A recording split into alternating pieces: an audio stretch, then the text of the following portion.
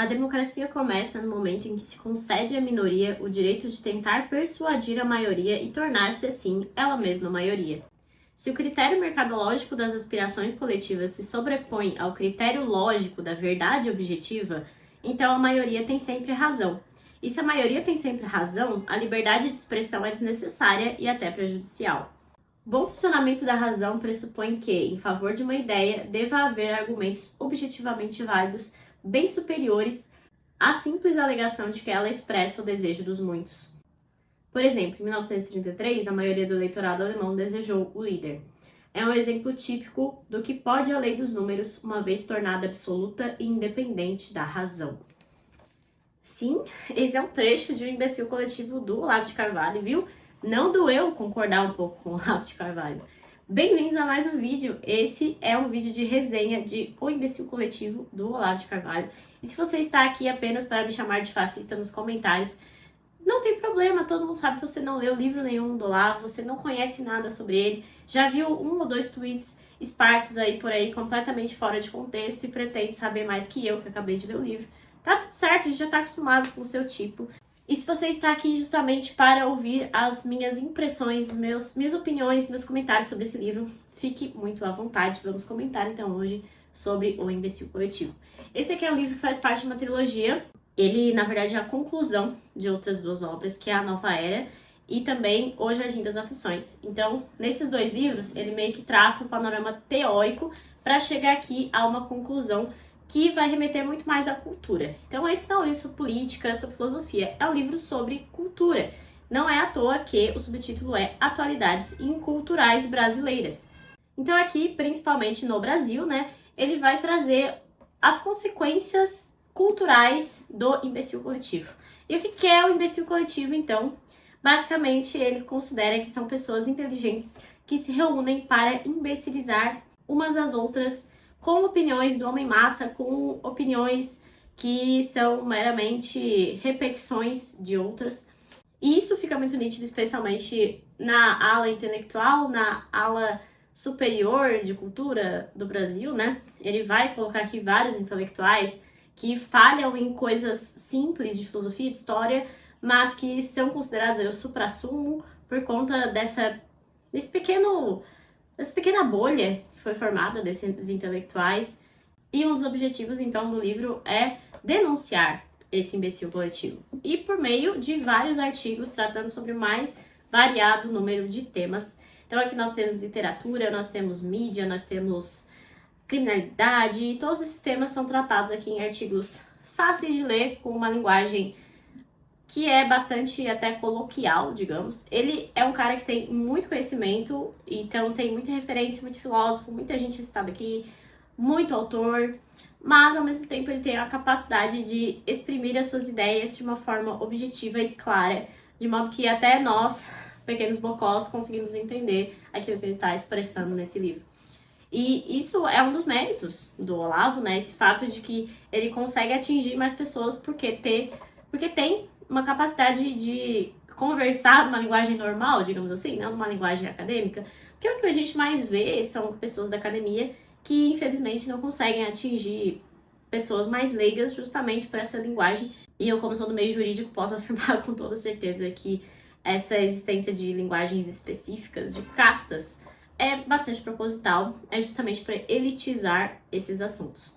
Bom, aqui tem artigos, como eu falei, sobre o mais variado número de temas, e aí você vai discordar de alguns, vai concordar com outros, mas o que mais me chamou a atenção foi essa virada de opiniões que acontece muito nesse livro, porque ele te abre os olhos para muitas coisas que você não prestava muita atenção. Por exemplo, existe aqui no livro um artigo chamado Bandidos e Letrados. Ele vai explicar como a criminalidade é tratada de uma forma meio endeusada aqui no Brasil. Tanto em livros, ele cita alguns livros em que isso acontece, como algum do Jorge Amado, enfim, e outros. Novelas, filmes, situações em que os bandidos são colocados de um ponto de vista mais, nossa, a culpa não é dele, ou a culpa é da sociedade. E tudo isso foi construído de uma forma que os crimes de colarinho branco hoje são tratados como mais prejudiciais ou mais puníveis que crimes como homicídio, latrocínio, acaba tendo um peso maior para o crime de colarinho branco E isso é um absurdo, é óbvio que matar uma pessoa, o homicídio é o pior dos crimes e acaba que, por conta de toda essa construção que é feita, acaba que a gente fica nisso, de querer sempre apontar o dedo e dizer que a ética é melhor que tudo e a gente nem sabe o que tá falando. Outra coisa que me chamou muita atenção é justamente isso de conceituar as coisas. Então ele vai falar sobre justiça, ele vai conceituar justiça primeiro. Ele vai falar sobre ética, ele fala pra gente o que é ética. Falar sobre intelectuais, ele vai explicar esses intelectuais. Isso é uma coisa que falta muito hoje em dia e é muito importante, né? Porque afinal, como nós vamos discutir um assunto se nós não sabemos o que significa esse assunto? Que adianta a gente vir aqui e falar de política, discutir política, se a gente nem sabe o que significa a palavra política. Então isso é algo muito prejudicial para o debate, para discussões, e é algo que ele faz com frequência nesse livro. Eu gostei muito disso, de trazer conceitos, e aprendi muito com esses conceitos também. Os artigos que ele trata sobre literatura são os meus preferidos. Tem um aqui que se chama A Imitação da Literatura, tá todo riscado, porque eu gostei muito desse artigo aqui. Ele vai falar sobre a universalidade da literatura e sobre a atualidade que dá lugar a esse universal. Ele até vai comentar uma coisa bem curiosa que eu não sabia, que tem na Constituição Federal, nossa Constituição, um artigo que conceitua a cultura, no artigo 216, e esse artigo fala, basicamente, que cultura é tudo aquilo que mostrar uma nacionalidade, uma regionalidade, algo que seja do Brasil. Isso é cultura. Qualquer coisa que reflita alguma coisa do Brasil. E ele mostra o problema disso, né? Porque, especialmente na literatura, ele vai falar que tem um peso muito grande tratar dessa forma, porque graças a uma aliança entre os poderes públicos, o mercado das comunicações e os profissionais da atualização, a vastidão do interesse momentâneo tende a se substituir gradativa e inexoravelmente a qualquer critério de valor universal, o literário incluso. Morto não fala e a humanidade passada não é incluída nas sondagens de marketing. A profusão dos dados à disposição do consumidor nem eleva sua inteligência nem amplia seu universo, desde que os valores e pressupostos que enquadram a imagem do conjunto são sempre, em última análise, os da atualidade fechada em si mesma. E tudo isso porque lá no começo ele vai falar sobre a literatura que absorve, prolonga e busca superar a tradição universal da arte de escrever. Em toda autêntica obra literária está implícita, de certo modo, a evolução inteira da literatura. Isso fica muito nítido, de uma forma bem exemplificativa e prática, que quando tem um livro que sai do mercado editorial brasileiro, as pessoas dizem que ele já nasceu clássico. É impossível que um livro nasça clássico, porque a ideia do livro clássico é justamente aquele que evolui com o tempo, né? Que com o passar dos anos ele fica perpetuado no tempo. Esse é o livro clássico. Porque o livro clássico, ele pode ser lido por qualquer pessoa, de qualquer região do mundo, em qualquer século, que ainda assim, o cerne do livro vai ter alguma coisa para te ensinar. Essa é a ideia do livro clássico. É impossível que o livro nasça clássico. E aqui outro ponto que ele fala, né, que eu li aqui, é essa coisa da quantidade de informações, que não significa maior qualidade de informações, né? Nós temos essa profusão, essa informação que é muito mais fácil de acessar hoje em dia, que não significa que a qualidade literária aumentou, que a qualidade intelectual das pessoas melhorou por conta disso. E isso é uma clara crítica ao capitalismo, né? É também uma crítica ao liberalismo. Ele coloca aqui críticas ao socialismo, ao liberalismo, ele vai trazer para todo lado, assim, informações de todos os lados. E isso é algo muito da honestidade intelectual do Olavo, ele faz isso e eu acho muito interessante. E muita gente vai naquilo que ouve falar, né? Então, é fascista, ele tá pelos grandes empresários, quando nunca teve nenhum contato com a obra. E isso tem muito a ver com um conceito que ele utiliza aqui, que tem a ver até com o imbecil coletivo, que é o homem massa. Esse conceito que é melhor demonstrado pelo Ortega Gasset no livro A Rebelião das Massas, que eu até já trouxe uma resenha e eu preciso ter um contato menos caótico com esse livro, assim. Vai ser uma resenha maravilhosa da Tati Feltrin também para esse livro. E nesse livro ele traz o conceito do homem massa, né? O homem que não tem nada a ver com o proletariado ou qual classe tá, elite, etc. Tem a ver com a ausência de opinião própria, a ausência de vontade de estudar alguns tópicos específicos, filosofia, política. Não quero saber nada sobre isso, eu deixo que a elite intelectual me diga o que eu tenho que falar e eu simplesmente saio repetindo a mesma coisa por aí.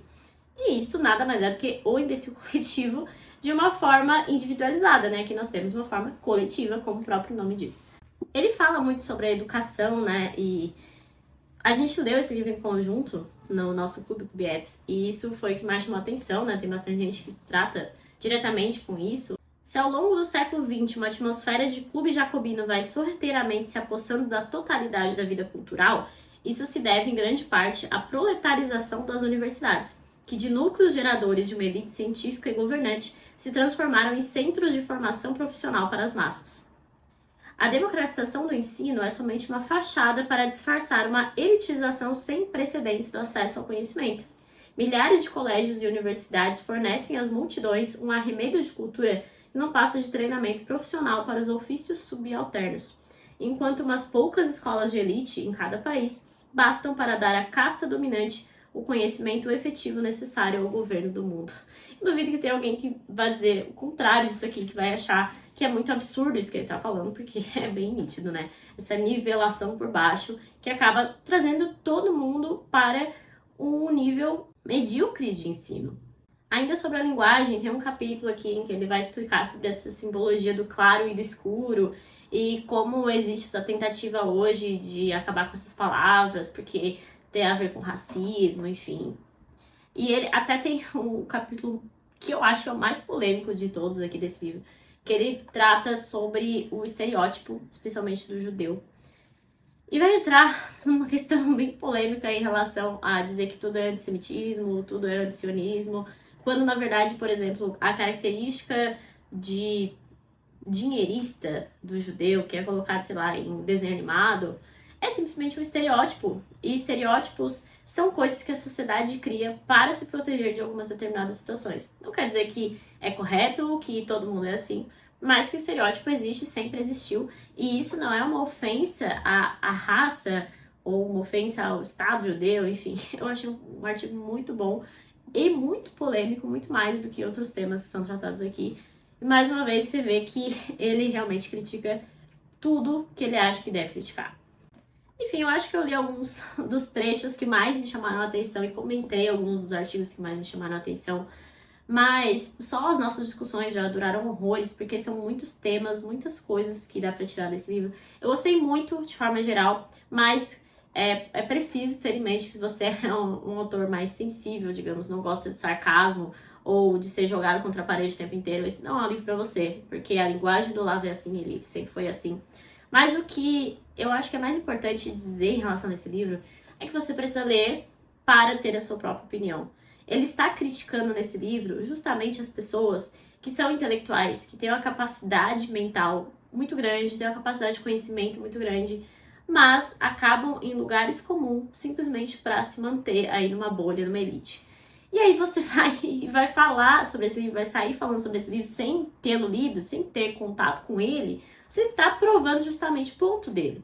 Então eu acho que o que mais falta hoje em dia é contato com a coisa para poder falar sobre o assunto. Você precisa conhecer para criticar, especialmente. Você precisa ler todo tipo de coisa, conhecer todo tipo de coisa, minimamente, para depois sair falando, né? Então, por isso que eu disse lá no começo que a pessoa que vira aqui no comentário me chamar de fascista, etc., e faz isso em relação ao Olavo também, muito provavelmente não conhece nada e tá aqui simplesmente repetindo aquilo que ouviu falar de outras pessoas. Por isso que eu digo assim, leia esse livro, tire suas próprias conclusões. Ele é um livro tranquilo de ler, tem bastante informação, especialmente referências literárias. Isso é uma das coisas que eu mais gosto, assim, nos livros do Olavo, e a quantidade de conhecimento que ele tem. Então ele vai te trazer citações de tudo que é tipo de autor. Por exemplo, ele fala muito de Lima Barreto aqui. Eu acabei pegando alguns contos do Lima Barreto para ler e eu achei muito interessante.